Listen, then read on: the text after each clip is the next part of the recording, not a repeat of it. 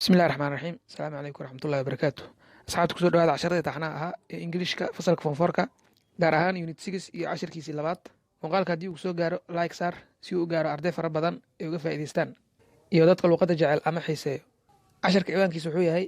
why sabab the hen